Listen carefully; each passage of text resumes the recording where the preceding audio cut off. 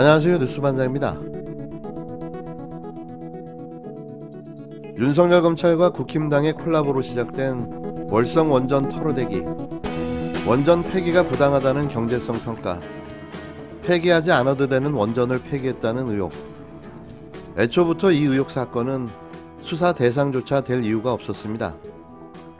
이미 윤석열 청장은 자신이 서울중앙지검장 시절 이 사건을 무혐의 처리했고, 진짜 월성 원전은 노후화돼 방사능 누출이 진행되고 있었는데요. 이는 지난 포항 MBC의 단독 보도로 확인됐습니다.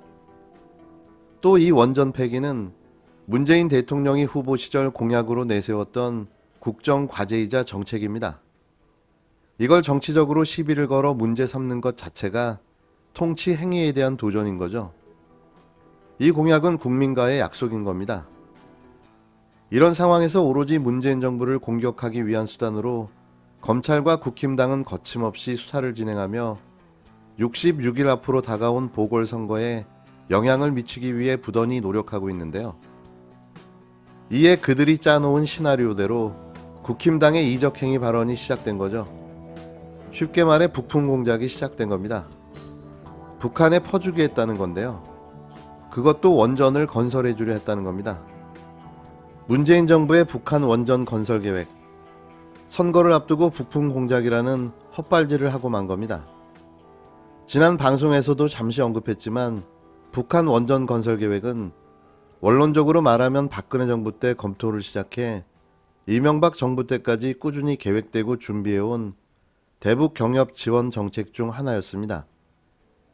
이미 이 사실은 당시 각 언론사들을 통해 확인할 수 있는데요. 이명박근혜 정부에서 이런 대북 지원 정책을 산자부가 통일을 전제로 한 지원 사업에 대해 수정 보완하고 검토했던 내용인 거죠.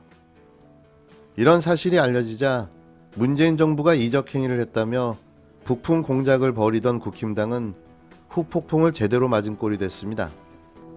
지난 자신들이 집권했던 정권에서 있었던 일이라는 점에서 그들이 주장한 이적행위의 주체이자 당사자가 자신이 되어 버렸기 때문인데요. 이걸 빌미로 보궐선거에 반전을 노리려 했던 그들의 정치 공작이 부메랑이 되어 자신을 때리고 만 겁니다. 하루 만에 쏟아져 나온 당시 언론 기사만 수십 건에 이르고 박근혜의 통일 대박을 빨아주던 조중동과 당시 보수 언론의 작태가 여과 없이 드러나 국힘당 꼴이 아주 가관이 됐는데요. 또 국가를 자신의 수익 모델로 삼았던 대한민국 헌정사상 최초의 대통령 이명박에게도 북한 원전 건설은 돈을 버는 수단으로 보였습니다. 원전을 북한에 건설하고 전력을 생산해 중국에 파는 고민까지 했는데요. 그래서일까요? 추호 김종인 선생은 하루 만에 침묵 모드로 돌변했고, 당장이라도 대통령을 탄핵할 것 같았던 국힘당은 제1야당이 그런 의혹 제기도 못하냐며 목맨 소리를 해대며 사건을 축소하려 애쓰고 있습니다. 보기 좋게 실패한 거죠. 북풍 공작은 이렇게 실패하고 만 겁니다. 근거 없는 의혹을 제기하며 이적행위라는 표현으로 선거철마다 반복되는 색깔론 북풍 공작 정치에 시동을 걸고 있습니다. 어떠한 해명이나 설명도 없이 합리적 의문을 제기한 제1야당 대표를 향해 법적 조치를 꺼내들고 북풍 공작 혹세 무민을 들먹이고 있습니다. 이런 상황에 결정적인 폭로가 나왔는데요.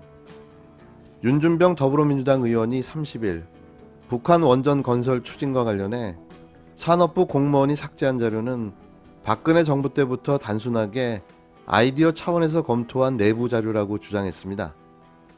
윤 의원은 이날 자신의 SNS를 통해 검찰 공소장 가운데 월성 1호기 조기 폐쇄 및 즉시 가동 중단 과정과 관련해 공무원이 삭제한 530개 파일 중 220여 개는 박근혜 정부 당시 원전국 문서라고 밝혔는데요.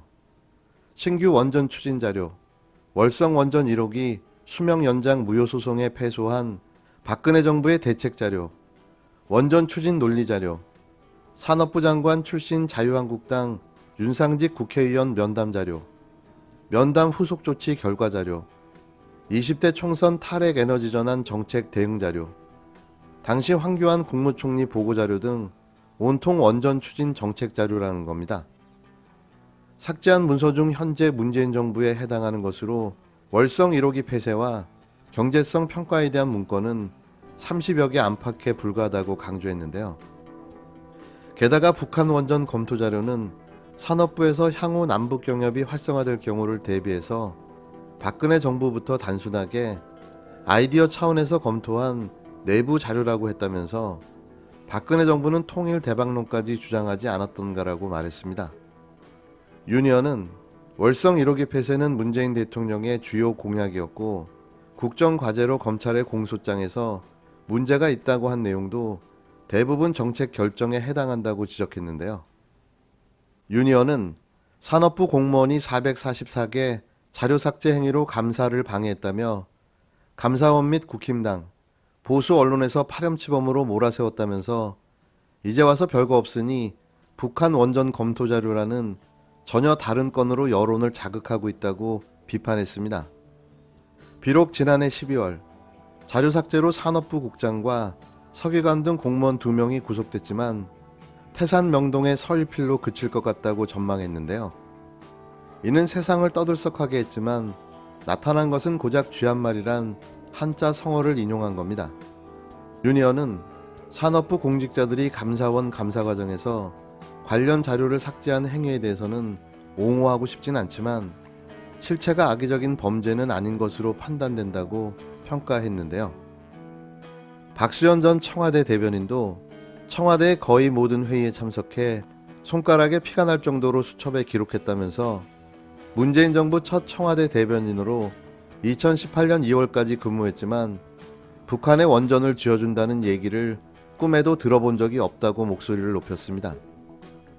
윤영찬 전 국민소통수석과 윤거정 전 국정상황실장의 말과 일맥상통하는 경험적 증언이며 이 두 사람보다 자신이 훨씬 더 많은 회의에 참석해 기록했다고 덧붙였는데요. 이에 조국 전 법무부 장관은 2018년 중앙일보에서 쓴 북한의 심장을 한국형 원전이 뛰게 할 때 진짜 평화가 온다라는 컬럼을 공유하며 국힘당이 북한 원전 건설은 이적 행위라고 한 발언을 간접적으로 비판했습니다. 계속해서 말씀드리지만 누워서 침을 뱉은 꼴인데요. 헛발질도 이런 헛발질이 없는 거죠. 이적 행위를 한 당사자는 국힘당 당신들입니다. 이런 걸 되로 주고 말로 받아간다는 거죠. 대한민국에서 사라지는 그날까지 국힘당 화이팅입니다.